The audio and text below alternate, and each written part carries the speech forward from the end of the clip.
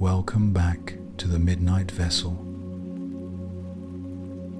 The ship is moving tonight slowly, steadily, cutting a straight line through dark water toward a sky that is impossibly full. Not full of light exactly, though there is light, more stars than the eye can count, more than any single night seems entitled to. Full of something older than light. The sky tonight holds the places where stars are being born, vast clouds of gas and dust, so enormous that if one were placed where the sun is, it would swallow everything out to the orbit of Saturn and beyond. They do not look like birthplaces. They look like nothing dark patches where the stars seem to thin and disappear, regions of the sky that early astronomers assumed were simply holes in the fabric of the cosmos. They were not holes. They were nurseries.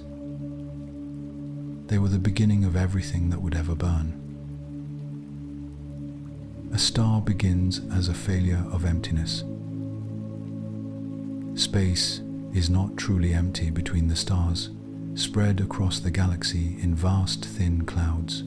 There is gas and dust, mostly hydrogen, some helium, traces of heavier elements scattered by the deaths of earlier stars. In the quietest regions of the galaxy, these clouds drift and thin and interact with almost nothing for millions of years. But space is not perfectly uniform. A passing shock wave from a distant supernova, the gravitational nudge of a nearby star cluster, a subtle density fluctuation carried forward from the early universe, any of these can compress a region of the cloud just enough to tip the balance. Gravity begins to win. The cloud starts to fall inward on itself, slowly at first, then faster still, collapsing under its own weight toward a center that is growing denser and hotter with every passing 1,000 years. What was diffuse becomes concentrated. What was cold becomes warm.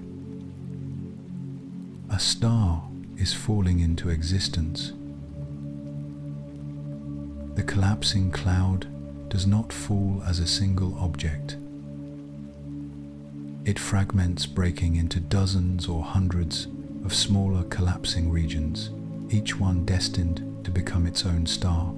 The whole cloud giving rise to a stellar nursery where new suns ignite in clusters across a span of light years. Each fragment continues to contract, and as it contracts, it spins faster, the same physics that makes a spinning skater pull in their arms and accelerate. The collapsing core flattens into a rotating disk of gas and dust, with a dense hot knot at the center pulling in more and more material from the surrounding cloud. This central knot is called a protostar, not yet a star, not yet fusing hydrogen, but already glowing with the heat of compression, already radiating light into the dark cloud around it. It is something on the way to becoming something else. It is the universe practicing. The protostar grows. For tens of thousands to millions of years, depending on its mass, it continues to draw in gas from the surrounding disk, growing hotter and denser at its core. The disk itself is doing something remarkable in the meantime. The same disk that feeds the protostar is also the material from which planets will eventually form, dust grains clumping into pebbles, pebbles into rocks, rocks into planetesimals, planetesimals into worlds. The solar system did not form after the sun. It formed alongside it, in the same collapsing cloud, from the same ancient gas.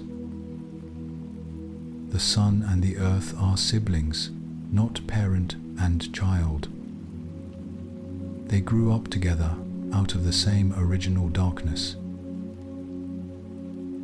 The moment a star truly becomes a star is the moment its core reaches the temperature and pressure required to fuse hydrogen nuclei into helium, approximately 10 million degrees Celsius at the center. At that threshold, something changes. The fusion releases energy not gradually, not in fits and starts, but in a sustained and self-regulating torrent that will continue for a star like the Sun for roughly 10 billion years. The energy pushes outward against the inward pull of gravity, and the two forces find an equilibrium compression balanced by radiation pressure, the star settling into a stable size and luminosity that it will maintain for most of its life.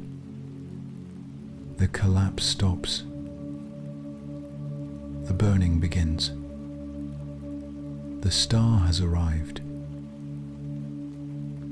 The lanterns on either side of the deck cast their warm gold across the planks, and the ocean ahead is dark and still, and somewhere up there in the great cloudy regions where the stars thin out and the dust begins, new suns are falling into being right now, as they have been falling into being for the entire history of the galaxy. The sky is not a finished thing. It is a process still unfolding, still igniting, still adding new light to the dark. In the next passage, we follow a young star into the long, stable middle of its life, the billions of quiet years when it simply burns and holds the worlds around it in their orbits. The ship moves on through the dark water, and the stars overhead are not all the same age. Some of the lights up there are ancient, burning since before the solar system existed, before the earth had cooled, before the first living thing drew the first breath in the first ocean. Others are young by cosmic standards, a few 100 million years old, barely settled into their routines. But most of them, right now, tonight, are doing the same thing. They are in the middle of their lives, stable, steady, fusing hydrogen into helium in their cores at a rate so consistent and self-regulating that it will continue for billions of years without significant interruption. Astronomers call this phase the main sequence. It is the longest chapter in a star's life. It is where most stars spend most of their existence. It is, in the deepest sense, what a star is. The main sequence is not a place, it is a relationship. When astronomers in the early 20th century began plotting stars on a graph luminosity against surface temperature, they expected to find points scattered randomly across the diagram. Instead, they found that the vast majority of stars fell along a single narrow diagonal band, running from hot and bright at one end to cool and dim at the other. This was the main sequence, a pattern so consistent that it immediately suggested a common underlying physics. The diagram, developed independently by Ejnar Hertzsprung and Henry Norris Russell, became one of the most important tools in astrophysics, a map not just of where stars are, but of what they are doing and where they are going. A star's position on the main sequence is determined almost entirely by one thing: its mass. Mass is the variable that controls everything else. A more massive star has more hydrogen to burn, but it burns it far faster. The core of a massive star is hotter and denser than the core of a lighter star, which means the fusion reactions proceed at a much higher rate, which means the star shines far more brightly and exhausts its fuel far more quickly. A star 10 times the mass of the Sun may shine 10,000 times more brightly, but it will exhaust its hydrogen in a few tens of millions of years rather than billions. It blazes through its main sequence life at extraordinary speed, burning hot and blue and violent, and then it is gone dead before the Earth had fully formed. A star half the mass of the Sun, by contrast, burns so slowly and so coolly that it may remain on the main sequence for 100 billion years, far longer than the current age of the universe. The smallest red dwarf stars alive today have never yet left their main sequence. They will still be burning long after the Sun is gone. The Sun sits comfortably in the middle of the main sequence, a G-type yellow dwarf, neither the most massive nor the least, neither the brightest nor the dimmest. It has been on the main sequence for approximately 4.6 billion years.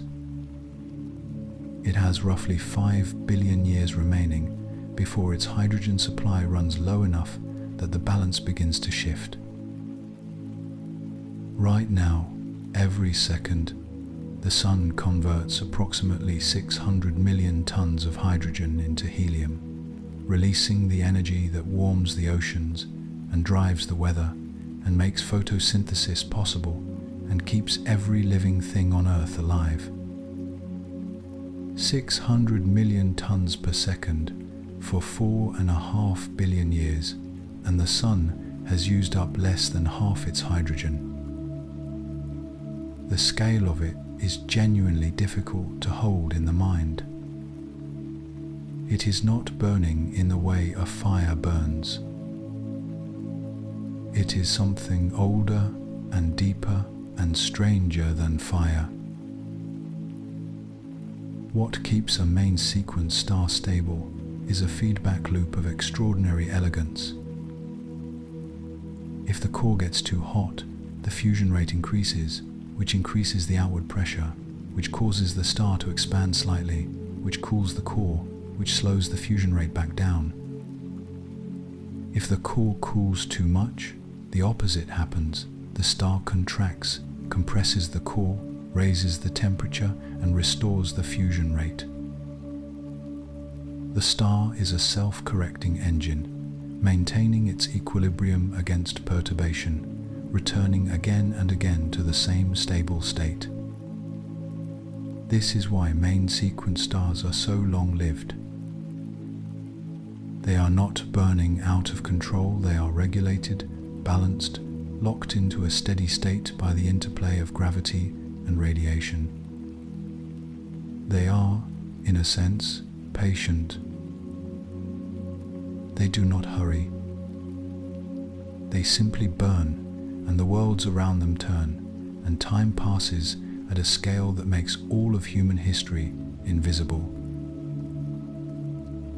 The stars overhead are mostly in this middle passage right now, ancient and steady and self-correcting, holding their planetary systems in the dark. The ocean ahead reflects a few of them, faint and wavering on the water's surface, their light having traveled years or decades or centuries to reach this deck tonight. In the next passage, we look at what a star's color tells us how the light itself carries information about temperature, mass, and fate, and how the full spectrum of the night sky is a record of lives being lived at different speeds. The deck is quiet, and the sky above is full of light that is not all the same. Look long enough, really, look past the habit of seeing stars as identical white points, and the differences begin to show themselves. Some of the lights up there lean toward blue, sharp and cold at the edge of perception. Others are warm, faintly orange, the color of an ember that has been glowing for a long time. A few, if the eye is patient, resolve into something almost red, deep, and slow and ancient. The sky is not monochrome. It never was. The color of a star is not decoration, it is information. It is the star's temperature made visible, its mass rendered in light, its entire future written in a single wavelength that traveled years or centuries to reach this deck tonight. The connection between color and temperature is not unique to stars.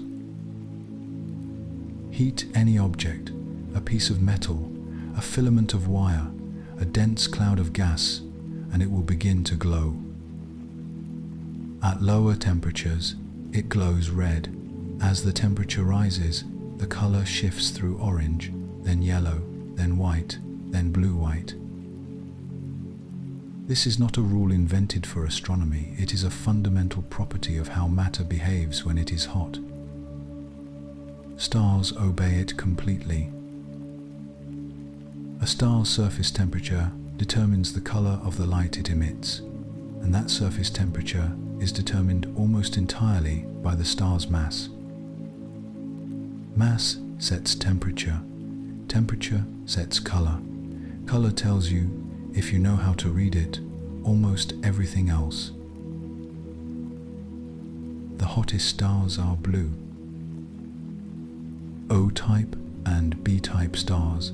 The classification system runs from O at the hot end through B, A, F, G, K, and M at the cool end burn at surface temperatures of 20,000, 30,000, even 50,000 degrees. They are rare and extraordinary, less than 1% of all stars, but they are so luminous that they dominate the appearance of young star clusters, blazing blue-white against the dark. They are also short-lived, in cosmic terms, a few million to a few tens of millions of years on the main sequence before their hydrogen runs out and their brief, violent lives come to an end. They burn at the extreme end of what is possible for a star, and they pay for it in longevity. The brightest lights in the sky are often the most temporary.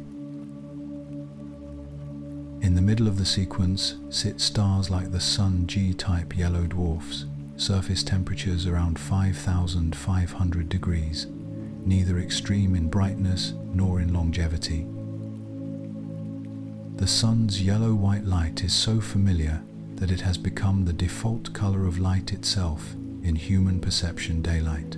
The standard against which all other illumination is measured is simply what a G-type star looks like from the surface of one of its planets.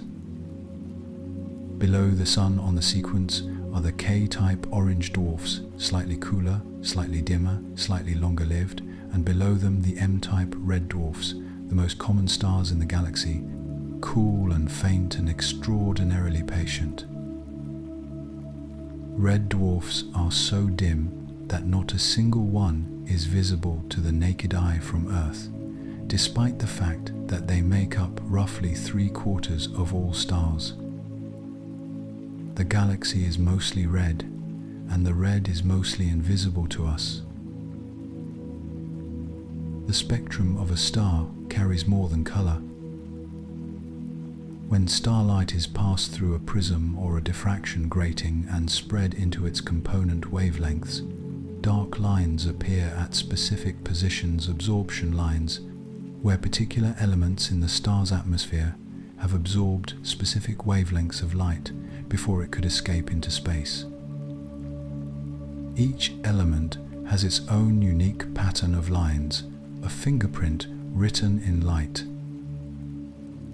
Hydrogen leaves its mark, helium leaves its mark, calcium, sodium, magnesium, iron, all of them leave their signatures in the spectrum of a star, readable from billions of light years away by anyone with the right instrument and the patience to look. This is how we know what stars are made of without ever visiting one. The light itself is the message. The star is speaking, and the spectrum is the language. The lanterns on either side of the deck cast their warm amber light across the planks, a color that, on the stellar classification system, would place them somewhere between K and M, cool and steady and long burning. Above them, the full range of stellar temperatures is on display: blue and white and yellow and orange and deep faint red, each one a different mass, a different age, a different fate, already written into the wavelength of its light. In the next passage, we follow the stars that have left the main sequence, the ones that have burned through their hydrogen and begun the dramatic transformation into something larger, stranger, and far more short-lived. The main sequence does not last forever.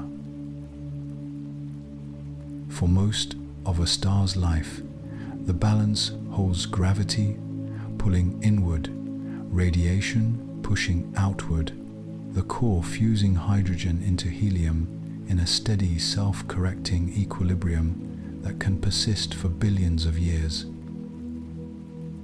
But hydrogen is not infinite. Slowly, over the long middle passage of a star's life, the hydrogen in the core is consumed, converted to helium, ash piling up at the center, the fuel supply gradually depleting. When the hydrogen in the core finally runs low enough that fusion can no longer sustain the outward pressure, the balance breaks. Gravity wins, briefly. The core begins to contract, compressing under its own weight, growing hotter as it shrinks. And the star, in response to this shift at its center, does something unexpected. It does not shrink. It expands. The reason for this apparent paradox lies in the shell of hydrogen surrounding the newly contracted core. As the core shrinks and heats, it raises the temperature of the hydrogen just outside it, the shell, to the point where that hydrogen ignites and begins fusing. This shell fusion releases more energy than the core was producing before, driving the outer layers of the star outward with enormous force. The star swells. What was a compact, stable object begins to inflate slowly at first, then dramatically expanding outward across millions of kilometers, its surface cooling as it spreads, shifting from yellow or white toward orange and then deep red as the temperature drops. The star has become a red giant. It is simultaneously dying at its center and growing at its surface, a contradiction made visible in light. For a star like the Sun, the red giant phase will arrive in approximately 5 billion years. The Sun will expand to perhaps 100 to 200 times its current diameter, large enough to engulf Mercury and Venus, and possibly the Earth as well, depending on how much mass it loses during the expansion. The oceans will have long since evaporated. The atmosphere will be long gone. What remains of the Earth, if it survives, will be a scorched and airless rock orbiting inside the outer atmosphere of a star that was once its sun. This is not a catastrophe in any human sense. It will happen long after every human story has ended, long after the Sun has changed enough to make the surface of the Earth uninhabitable by any standard. But it is the Sun's fate. It is written into its mass, its age, its position on the main sequence, a future as certain as any in physics. In the core of the red giant, meanwhile, the helium that has been accumulating since the star's birth is being compressed by gravity into ever higher temperatures. For a star like the Sun, the helium core will eventually reach the temperature required for helium fusion, around 100 million degrees, roughly 10 times hotter than the hydrogen fusion threshold. When helium fusion ignites, it does so suddenly and violently, a helium flash, a rapid release of enormous energy in the core that restructures the star almost instantaneously on astronomical timescales. The star stabilizes briefly into a new configuration, fusing helium into carbon and oxygen in its core, a second main sequence of sorts, shorter, hotter, less stable than the first. This phase lasts only a fraction of the time the hydrogen burning phase did. The star is spending its remaining fuel faster and faster. For the most massive stars, the story goes further and stranger. Stars many times more massive than the Sun do not stop at helium fusion. As each fuel source is exhausted, the core contracts, heats, and ignites the next carbon, fusing into neon and magnesium, then neon into oxygen, then oxygen into silicon, then silicon into iron. Each successive fuel source burns faster than the last hydrogen, burning for millions of years, helium for hundreds of thousands, carbon for thousands, silicon for a single day.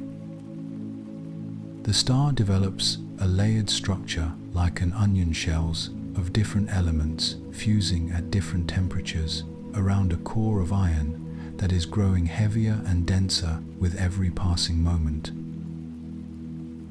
Iron is the end. Iron fusion does not release energy, it absorbs it. When the iron core reaches a critical mass, the star has nothing left to burn. What happens next is one of the most violent events in the universe. The deck is still beneath the open sky, and the red stars visible to the upper right of the Milky Way are not young, they are old, swollen, expanded stars in the late chapters of lives that began billions of years ago. Some of them are larger than anything the imagination handles easily, red supergiants, so enormous that if placed at the center of the solar system, their surface would extend past the orbit of Jupiter. They glow slowly and immensely in the dark, and they are running out of time. In the next passage, we look at what happens when time runs out, the deaths of stars, and the extraordinary things those deaths leave behind. A star does not die quietly. Or rather, some do, and some do not. And which kind of death a star dies is determined by the same variable that determined everything else about its life: mass. The star that burns blue and violent and brief ends differently from the star that glows red and patient for 100 billion years. The death, like the life, is written into the mass from the beginning, set at the moment the collapsing cloud first crossed the threshold into fusion, before the star had burned for a single second. Fate in astrophysics is not metaphor. It is physics. And the physics of stellar death is among the most extreme that the universe produces.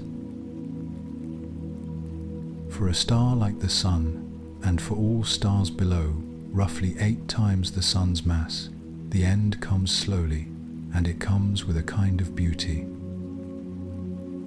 After the red giant phase, when the helium in the core is exhausted and no further fusion is possible, the outer layers of the star drift away not in an explosion, but in a slow, luminous exhalation, a shell of gas expanding outward into the surrounding space over thousands of years. This expanding shell is called a planetary nebula, a name that is historically misleading, having nothing to do with planets, given to these objects by early astronomers who thought their round, glowing shapes resembled the disk of a planet through a small telescope. They are among the most beautiful objects in the sky, rings and bubbles and hourglasses of glowing gas, lit from within by the hot remnant at their center, shaped by the stellar winds that ejected them into forms that no two are quite alike. Each one is the dissolved outer layers of a star, the material that spent billions of years inside a sun, now returning to the interstellar medium. At the center of the planetary nebula, what remains of the star's core is exposed a white dwarf, a sphere roughly the size of the Earth, but containing perhaps half the mass of the original star, compressed to a density so extreme that a teaspoon of its material would weigh several tons. The white dwarf is no longer fusing anything. It has no fuel left. It is simply hot, the residual heat of a billion years of fusion slowly radiating into space, cooling over billions of years toward invisibility. White dwarfs do not burn. They remember burning. They are the cooling embers of stars that were once as bright as the sun, gradually fading toward a cold, dark endpoint that theory predicts, but that the universe has not yet been old enough to produce a black dwarf, a cold, dark cinder drifting through the galaxy, the final state of a sun. For the most massive stars, the end is nothing like this. When the iron core of a massive star reaches the critical mass at which no further pressure can support it, a mass of roughly 1.4 times that of the Sun, packed into a sphere the size of a city, it collapses. Not slowly. In a fraction of a second, the core goes from the size of the Earth to the size of a city, compressed beyond the density of an atomic nucleus, protons and electrons forced together into neutrons. The collapse halted only by the quantum mechanical resistance of neutrons to further compression. The infalling outer layers of the star, still rushing inward at a quarter of the speed of light, hit the suddenly rigid neutron core and bounce a shockwave of unimaginable violence, propagating outward through the star, tearing it apart in an explosion that briefly outshines entire galaxies. This is a supernova. It is the loudest thing the universe knows how to make. What the supernova leaves behind depends on the mass of the original star. For stars up to perhaps 20 or 25 times the mass of the Sun, the collapsed core survives as a neutron star, an object roughly 20 kilometers across, containing 1 to 2 solar masses, spinning sometimes hundreds of times per second, its magnetic field 1 trillion times stronger than the Earth's. Neutron stars are so dense that their surface gravity is 200 billion times that of Earth. A marshmallow dropped onto a neutron star would hit the surface with the energy of a nuclear bomb. For the most massive stars, even neutron degeneracy pressure is not enough. The core continues to collapse past the neutron star stage into something from which not even light can escape, a stellar mass black hole, a point of infinite density wrapped in an event horizon, the most extreme object that stellar evolution produces. The star that burned brightest has become the darkest thing in the universe. The ocean ahead is dark and still, and the stars overhead are, at every stage of this process tonight, some newly arrived on the main sequence, some in the long steady middle, some swelling toward their red giant phase, and a few somewhere out there beyond what the eye can reach, in the final seconds before a core collapses and a galaxy lights up. The deaths of stars are not endings in any simple sense. They are redistributions, the matter of one generation of stars scattered into the space where the next generation will form. In the next passage, we follow that scattered material, the heavy elements forged in stellar cores and flung across the galaxy by stellar winds and supernova shockwaves, and find, in that journey, a connection between the stars and everything alive. The ship moves through the dark water, and the deck beneath your feet is made of wood carbon chains locked into cellulose, atoms that were once part of something living, and before that part of something that was not. The iron in your blood was forged in the core of a star that died before the sun existed. The calcium in your bones was scattered by a stellar wind across light years of interstellar space before gravity gathered it into the cloud that became the solar system. The oxygen you are breathing right now was produced in the nuclear furnace of a massive star that ended its life in a supernova explosion billions of years ago. You are not looking at the stars from a distance. You are looking at them from the inside. You are made of what they left behind. The universe began with almost nothing in the way of chemistry. The Big Bang produced hydrogen and helium in abundance, roughly 3/4 hydrogen, 1/4 helium, with trace amounts of lithium and almost nothing else. The periodic table, in the first moments of the universe, had 3 entries. Everything heavier than lithium, every carbon atom in every organic molecule, every oxygen atom in every ocean, every iron atom in every core of every rocky planet was made later, inside stars, by the same fusion processes that made those stars shine. Stars are not just sources of light and heat. They are the universe's chemistry laboratories, the only places where conditions extreme enough to forge heavy elements from lighter ones have ever existed. Without stars, the universe would be hydrogen and helium forever. Without stars, there would be no carbon. Without carbon, there would be no life. The process by which stars build heavy elements is called nucleosynthesis, and it proceeds in stages that mirror the stellar life cycle. In the cores of main sequence stars, hydrogen fuses into helium, the first step. In the cores of red giants, helium fuses into carbon and oxygen, the second step. In the layered shells of massive stars approaching the end of their lives, successive rounds of fusion build neon, magnesium, silicon, sulfur, and finally iron, each element synthesized at higher temperatures than the last, each one requiring a more extreme environment than the previous. Iron is where stellar nucleosynthesis stops.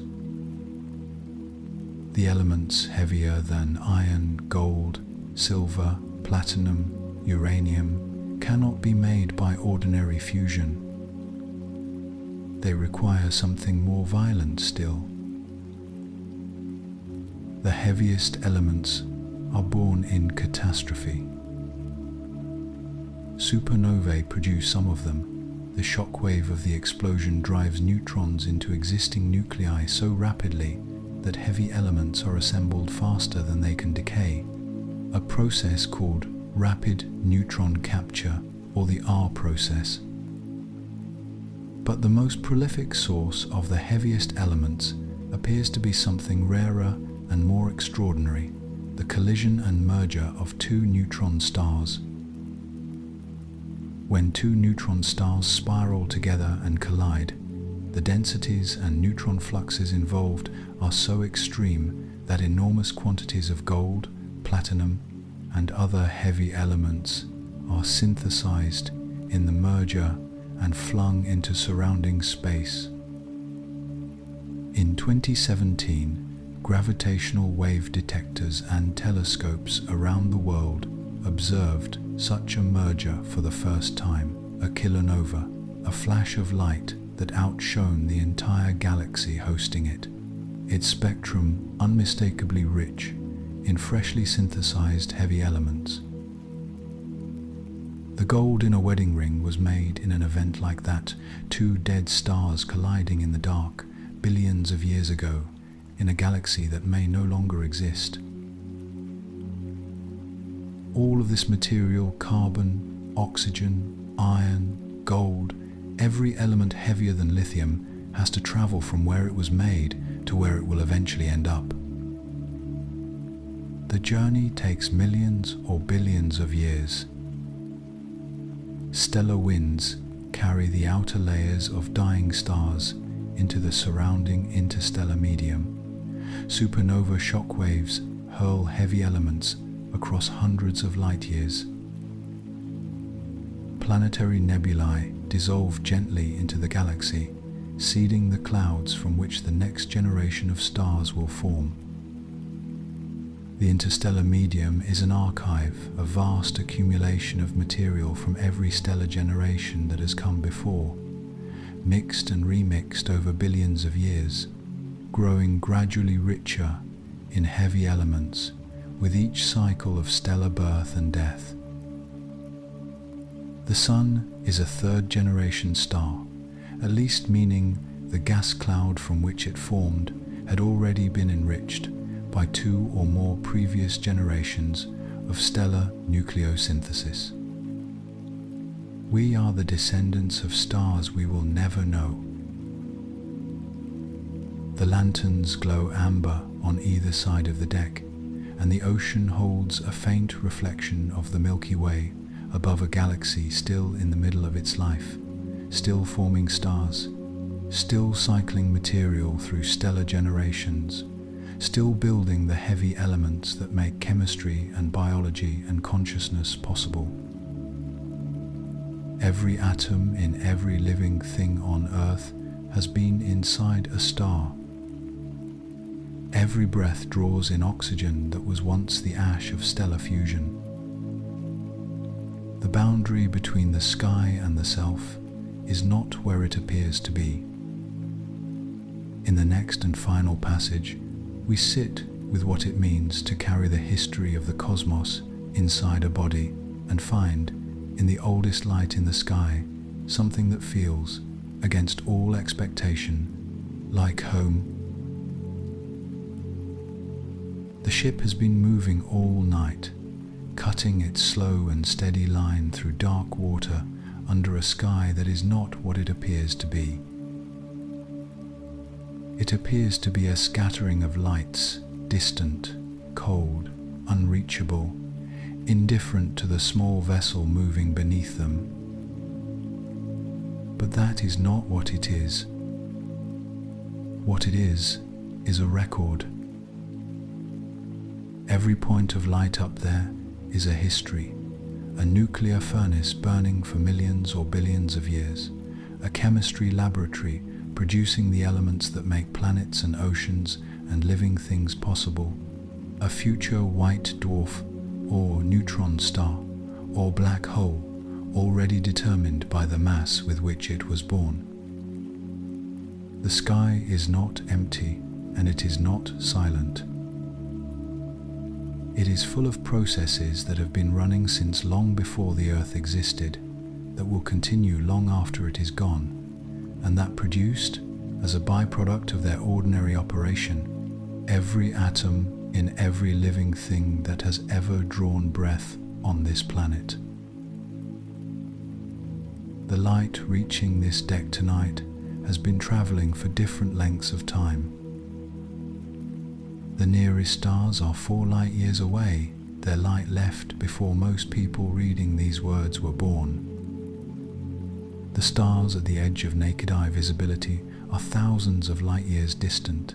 Their light left during the Bronze Age, the Iron Age, the rise and fall of civilizations that no longer exist.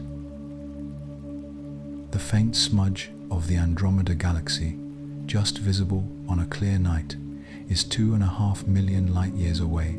Its light left before the first stone tools were made, before the genus Homo existed, before anything that could be called human had yet appeared on Earth. To look at the sky is to look backward in time, and the further you look, the deeper into the past you go. The sky is a time machine. It has always been one. Some of the stars overhead are already dead. The light arriving at this deck tonight left its source thousands of years ago, and in the time that light has been traveling, the star that emitted it may have exhausted its hydrogen, expanded into a red giant, shed its outer layers, and collapsed into a cooling white dwarf. The star we see is not the star that exists. We are seeing a memory, an image of something that was preserved in light, delivered across the years with perfect fidelity to a deck on a dark ocean where someone is looking up and wondering. The sky is full of ghosts, and the ghosts are beautiful, and they are made of the same thing we are. There is no clean separation between the observer and the observed. The atoms looking up at the stars are the same atoms the stars are made of. This is not a comforting thought in the way that simple things are comforting. It does not make the darkness smaller, or the distances less vast, or the timescales less humbling. The universe is 400 billion stars in this galaxy alone, and this galaxy is one of 2 trillion, and the distances between them are so large that the number of zeros required to express them in kilometers becomes meaningless. None of that shrinks when you learn that you are made of stellar ash. But something else happens, something subtler. The vastness stops being alien. It stops being other. The stars are not out there while you are in here. You are part of the same process, a temporary arrangement of atoms that were forged in stellar cores, that travelled across light years of interstellar space, that assembled over billions of years into something capable of looking back at the sky and recognizing where it came from. The universe is 13.8 billion years old. For most of that time, there was no one to notice it, no eyes to receive the light, no minds to wonder at the distances, no hands to build instruments subtle enough to measure the temperature of a star from a planet orbiting a different one. The first generation of stars formed and died and scattered their material into the dark without anyone to observe them. The second generation did the same. Somewhere in the third generation, in a quiet spiral arm of an ordinary galaxy, around a yellow dwarf of no particular distinction, a planet formed with the right distance, the right chemistry, the right conditions for liquid water and organic molecules, and eventually, after 4 billion years of biological experimentation, something that could look up. The universe spent 13 billion years building the conditions for its own observation. We are what that process produced. We are the universe looking at itself. The sky is not empty. It never was. It is full of the past, full of the future, full of everything that has ever burned or will burn or is burning right now in the dark between the galaxies. And you, on this small deck, on this small planet, in this small corner of an enormous and mostly empty universe, are part of it, have always been part of it, will always be part of it, long after the atoms that make you now have moved on to become something else entirely. Rest now. Let the stars do what they have always done. Let the ship carry you forward through the dark. You are home. You have always been home. Good night.